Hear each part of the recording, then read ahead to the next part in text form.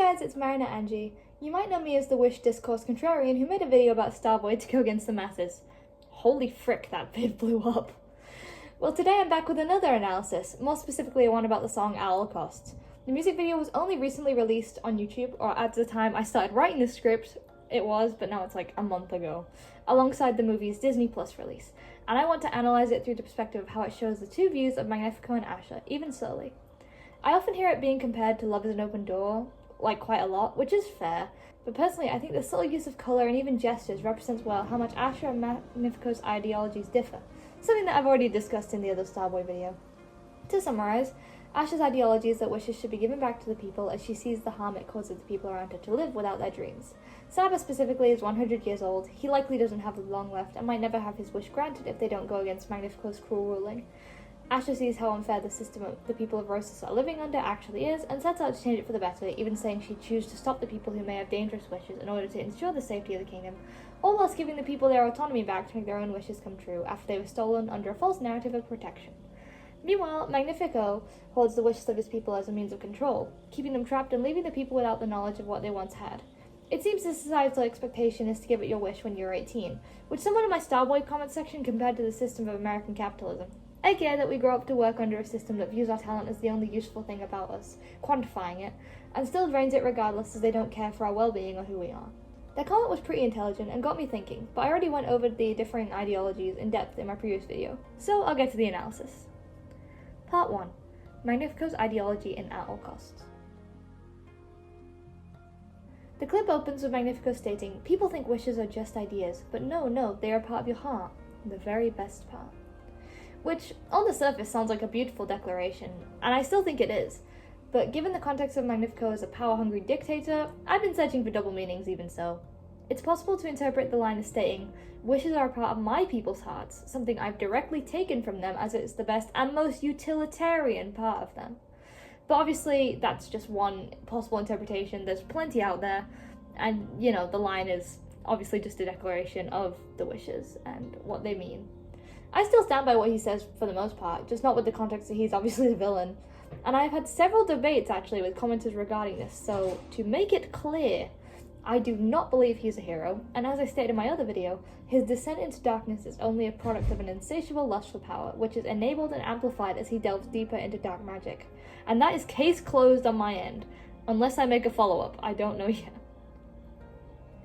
Regardless, the context that he is a villain automatically made me want to look deeper into this line. Now onto visual and animated storytelling. Yippee! I believe that at the beginning we are seeing Asha's perspective, seeing the three faces of the people inside the wishes, as once we finish the line, the very best part, the animations inside the wishes are no longer visible. From then on, I believe we are seeing his descent into villainy. At the beginning, we see him look at one wish and see the benefit it holds, but from then on he starts to view them as like a plural thing, like an entity. His mannerisms also hold a great deal of storytelling, as his hand gestures are flamboyant yet closed off, as if he's focused more on the performative aspect of showing off the wishes, which can be compared to wealth. And he then turns up to them all, claiming all of them still amaze him after all this time. This thus begs the question, if he's holding the wish of the family, for example, and sees the benefit in it, why hasn't it been granted? And if he's impressed and awed by the wishes, is this why he keeps them, as trophies or wealth, so he can marvel at the things he's holding hostage, at the dreams he gets to hold while others live without them, having forgotten them the moment they were given over? And on that note, I wanted to say that I received a question on my last video about why Asha was so shocked in the scene after At All Costs. My interpretation was rather messy at the time, but I've since given it a bit more thought and had the time to actually type out a reply properly. So, that scene right after At All Costs is meant to show three main things. Number 1. The scene firstly revealed that Magnifico was hoarding the wishes and had no intention of returning them, which is the entire function of the scene. Unlike the things he says in his speech and in Welcome to Rosas, where it's claimed that he protects the wishes, here it's revealed that he's hoarding them, even the ones with benefit that people could pursue themselves if they had the chance. As I previously stated, it's implied that there is a societal norm to give up the wish, and forget but don't regret. I believe that the citizens of Rosas would believe that there would come a time when all their wishes were eventually granted, which is why they likely stayed in Rosas, as they were living there for free but under false promises, technically being held hostage at payment of their greatest desire. Some, and I've seen this, might argue that this constitutes a twisted form of rent. As I've said, I've seen this in my own comments. But if I'm honest, is there really a quantifiable way to claim that a dream is good enough payment for a happy life? Some would argue yes, as it's a choice they're forced to make in their real lives, such as with the allegory of capitalism. But I think this isn't true. An ideal life would be having the ability to and choice to pursue your dream, even if it has strings attached or struggles you have to face. I personally believe the ability to choose is worth far more than any sort of good yet ignorant life. And as I explored in my previous video, the people of Rosas are hostages of false promises, believing that someday they will have their wishes granted when this is evidently not the case. Number 2, the scene revealed Magnifico's bias towards certain wishes. I believe that if you were living under a system where your monarch took your wish and promised it would be in safe hands, that it would be granted someday. Surely you would expect there would come a day when your wish would be granted, even if you couldn't remember it, and you would trust the promise that it would be returned. However, we clearly see how Magnifico stretches his logic, such as saying that Sava's wish to create something to inspire the next generation was dangerous, even though the actual visual of the wish was portrayed as him composing a song. The king actively worked to come up with a reasoning to support his claim the wish was dangerous, though anybody with a good sane head on their shoulders could see just how simple and innocent that wish was, merely a desire to compose a song that would touch the hearts of future leaders and dreamers of the world, which in this case was When You Wish Upon a Star. On top of that, regarding bias, we have also obviously heard from Gabo, as I previously mentioned, that the apprentices get their wishes and the wishes of their family members granted earlier than everyone else, which further pushes other wishes down in the queue and shows Magnifico's implicit favoritism. Finally, as I'm getting into in this video, it's revealed that Magnifico is keeping the wishes for no purpose as if they were trophies or wealth. Like Asha says, Magnifico is keeping the wishes in the tower and leaving the citizens deprived of their greatest dreams and desires, and for seemingly no other reason than it gives them the power over them. For example, if I lived in a society where I knew my wish was being protected and would eventually be granted, I would feel indebted to Magnifico and would feel a genuine obligation to respect and worship him, just as any loyal subject would, as I'd be lured in by the falsities he pervades. The king's loyalty comes from the people's loyalty to false promises and hopes, ones he continues to spread in order to further his influence and power. Even Asha in the beginning is obviously fooled by this, but after the discussion regarding Saba's wish, her eyes are open and so she sets out to set things right for everyone. Back to the visual storytelling though. After the sequence where he raises up his hand, he continues to look at one or two wishes, the harmless ones, which again begs the question of why are they held up here? Why aren't the people allowed to pursue them? And though the storybook in the beginning claims that Magnifico knew how hard it was to make a wish come true or that people wouldn't do it, what right does that give him to decide what everyone else deserves? Why does he get to choose whose wishes are granted, apart from the fact that he's the king, though he only rose to power and holds power by hoarding the things most precious to people? I believe that the sequence of him twirling all the wishes around him once more reinforces his adoration for spectacle. He's not paying attention to what's inside those blue orbs that makes them so special, he's merely toying with them, moving them from place to place forcefully, holding control over them like a typical tyrant, all under the pretense that he cares for them. And again, after the violin wish in his hand is shown, I once again believe we are seeing Asha's perspective. The girl isn't particularly looking at all the wishes at once as a mass, but rather the benefit of each individual one, while Magnifico makes them curl and swirl around him. This adds a clear darkness to "Keep you safe here in my arms" when he hugs them close, as it would be a sweet sentiment without his underlying intention, which is clearly to keep them safe in his arms and in his arms alone, never to be returned to those who have lost them. And then once more he sends them up as a mass, where they are a group, something that gives him the power and not viewed as individually beautiful on their own merits in his eyes. We even see this most clearly when the boat floats over from the green side to the purple side, as Magnifico is holding a blue orb without a visual, surrounded by more blue orbs without visuals, but the wish behind him with a visual floats toward the one person who will view it on individual merit. We then get into Asha's section, which I'll obviously go into later, but then Magnifico continues to view the wishes as a unit, sending them spiraling up in curls that are similar to DNA. This might be a bit of a reach, but it could suggest that the dreams and wishes are ingrained in us this way, as they are part of our heart and we hold the connection to the stars through our astral origins, and therefore we are automatically connected to hopes and dreams through the atoms that make us who we are.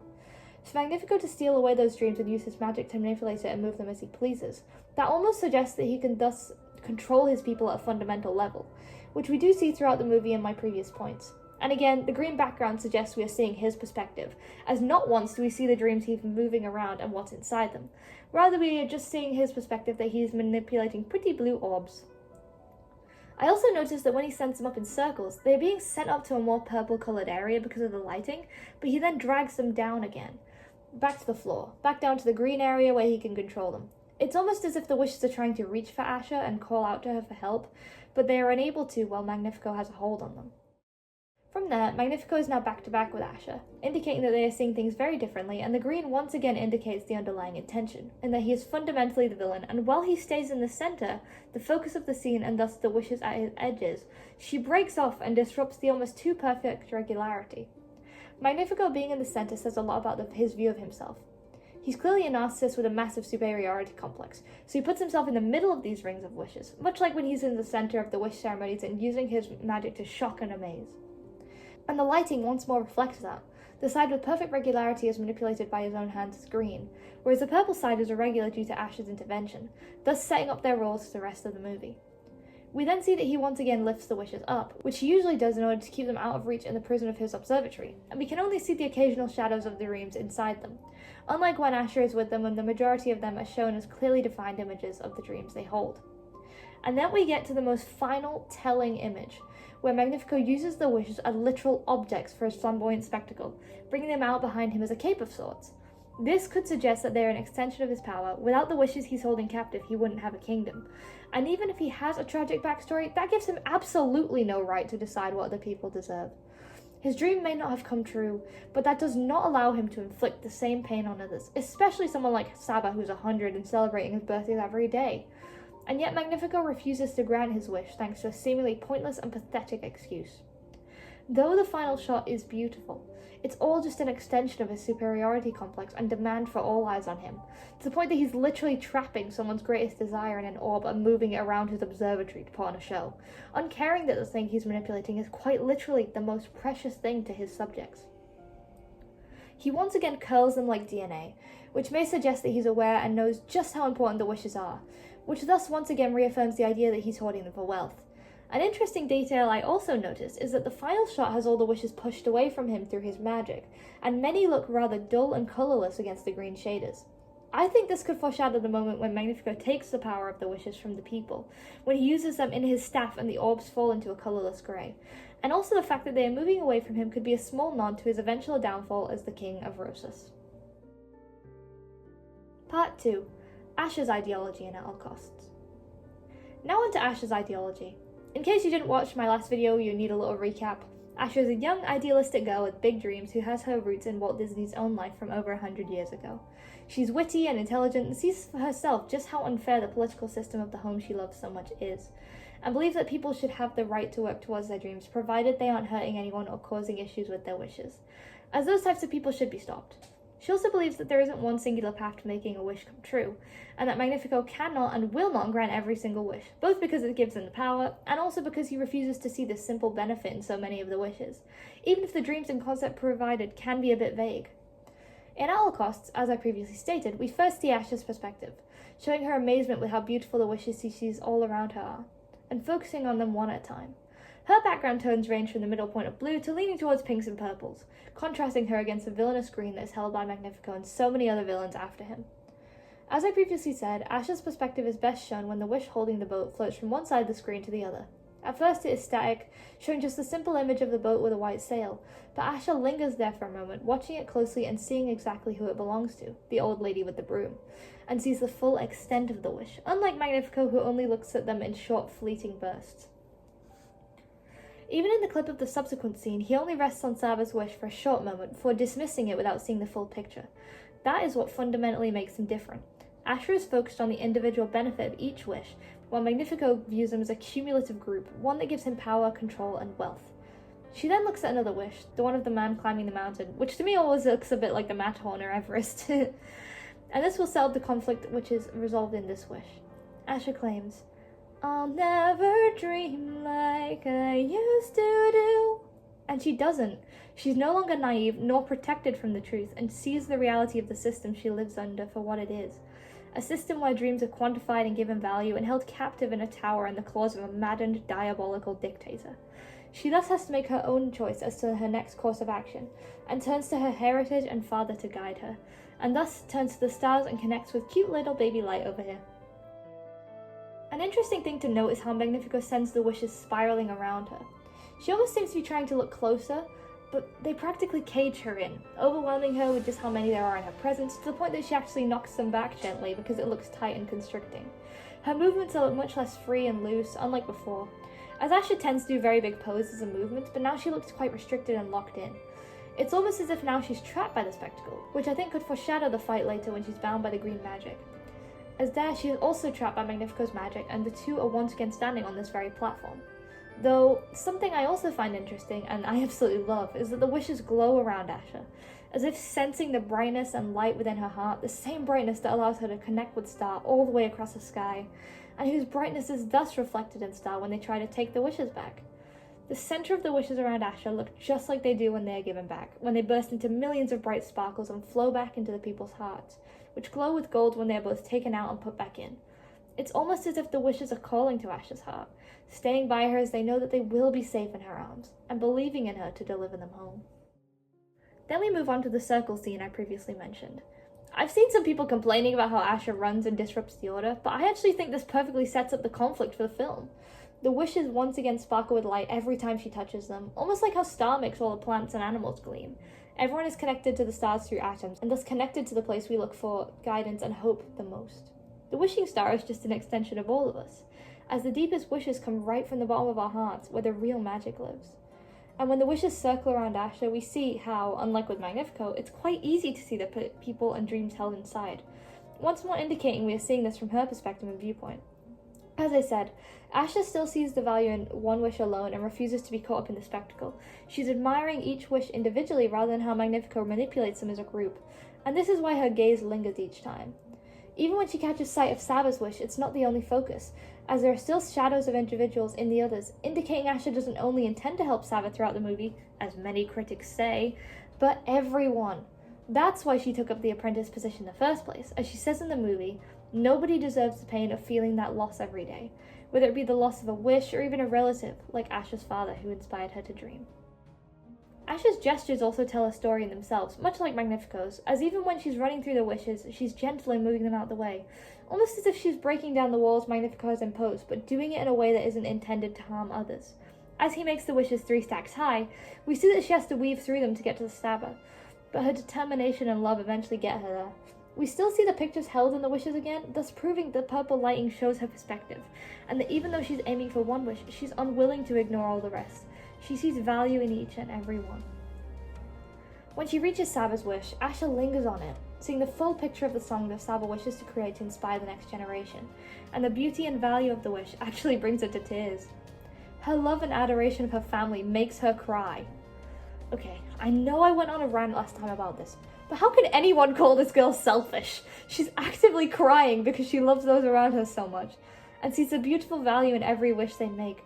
No matter how small or vague they may seem, she wants them to come true no matter what, at all costs.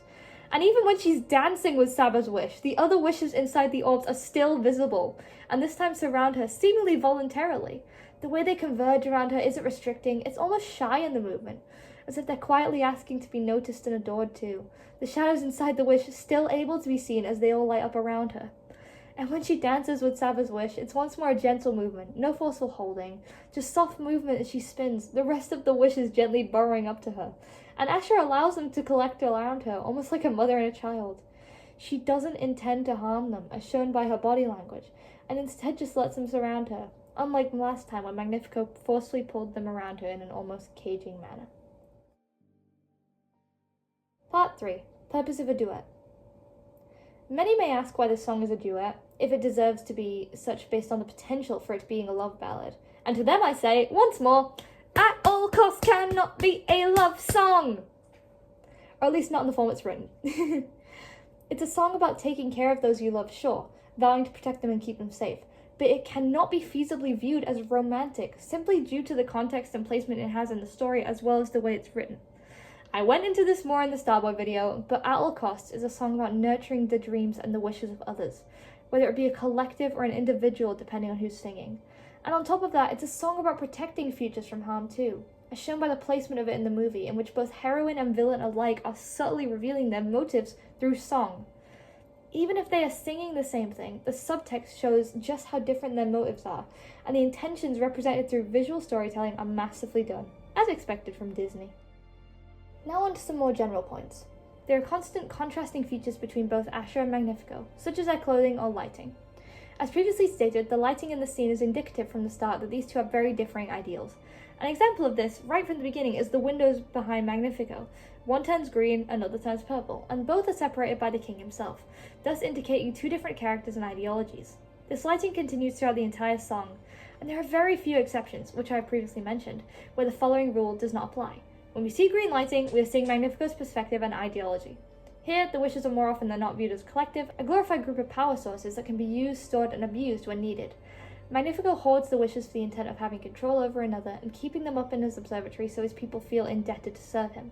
They may live there for free, but it's at the price of their greatest dreams and desires being taken, likely from either societal pressure or willingly, due to the false promises and propaganda that pervades their daily lives. Thus, the people in Rosas are prisoners of their king, but the one to set them free is there, shining in purple and warm lighting, with the intention to break them out of their cells. Asha's ideology is contrasted clearly, as in her case, we see the wishes most clearly and consistently with purple lighting behind them, where we linger on the specific wishes and the people more, seeing what they dream and desire. And even when we linger on a certain wish, for example, like Saba's, we still see the others around it, whereas in the green we mainly see a blue orb or a horde of blue orbs.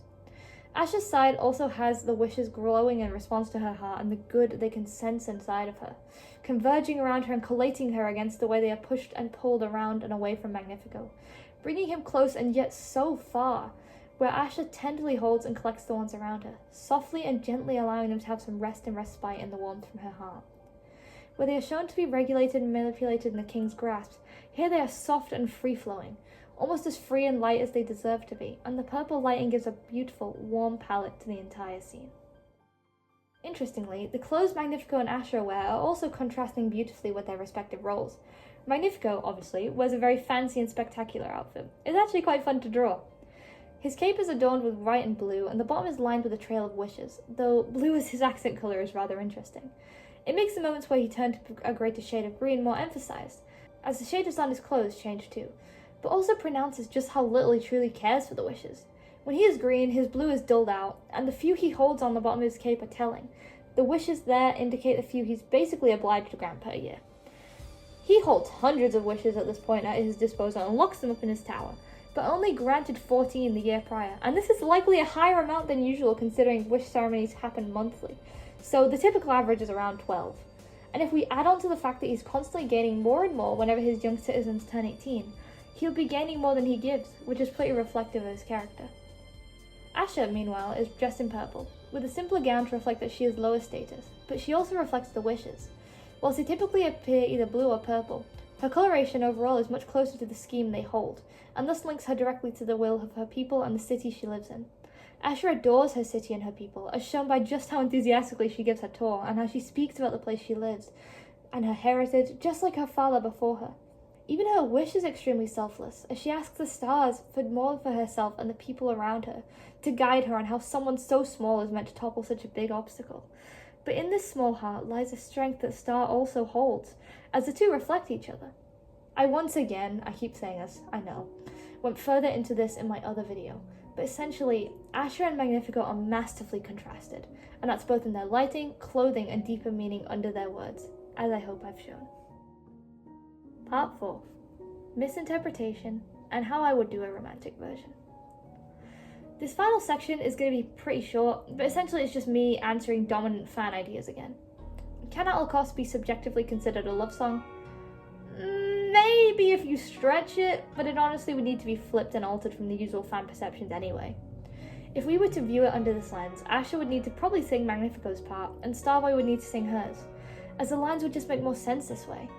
Lines like, "If someone tried to hurt you, I don't see how that could happen," would be more applicable to Starboy if we're going in the fan content of him protecting her. But honestly, the song already sounds like a long-lasting relationship, as opposed to when two people meet. So I'm signing off now, because, this bit is kind of just for you guys. But I challenge myself. If I had to write this, say, for a wedding, how would I do it? This is my attempt. See ya.